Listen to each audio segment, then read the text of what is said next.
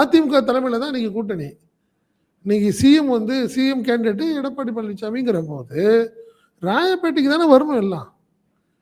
நீ யாருமே வரலையே, இது வரைக்கும் வரலையே உங்களுக்கு. இன்னும் சொல்ல போனால் நீங்க அன்புமணி கூட ராயப்பேட்டைக்கு வந்த மாதிரி தெரியலையே. அன்புமணி அவங்க வீட்டுக்கு தான் போனாரு. யாரு? எடப்பாடி பழனிசாமியுடைய வீட்டுக்கு தான் போனாரு. ஏடிஎம்கே அலுவலகத்துக்கு யாருமே வரலன்ற கூட்டணி கட்சி தலைவர்கள் யாருமே வரல. ஆனா என்டிஏ அதுல தெளிவா இருக்கு. அதாவது பிஜேபி தெளிவா இருக்கு. இது என்டிஏ கூட்டணி.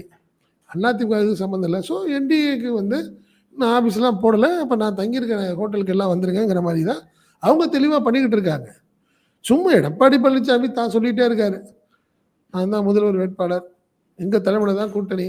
ஏங்க பலமுறை சொல்கிறேன், தெளிவாக சொல்லிட்டு தானே போனார் அமித்ஷா. ஒரு முறை 2 முறை சொன்னாருங்க அப்படின்னு தான் சொல்லி அவர் தான் விளக்கம் சொல்லிட்டு இருக்காரு. ஆனால் அவருக்கான உரிய அங்கீகாரமோ உரிய மரியாதையோ உரிய அந்தஸ்தோ இது வரைக்கும் வழங்கப்படலை.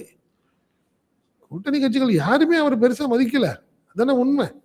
அது நம்ம கண் கூட பார்க்குறோம்ல. இப்போ கூட மதுரையில் பேச்சுவார்த்தை, என்ன மதுரையில் பேச்சுவார்த்தைக்கு? இன்னைக்கு மோடி பிரைம் மினிஸ்டரோட ஃபங்க்ஷனை முடிச்சுட்டு எல்லாம் சென்னை வந்துடுங்க, நாங்கள்லாம் சென்னையில் இருப்போம், பேசுவோம். இதுதானே சரியா இருக்கும். பாஜக தலைவர்கள் எங்கே தங்குறாங்களோ அங்கே ஒரு பேச்சுவார்த்தைன்னா அது என்னதுன்னு புரியலையே.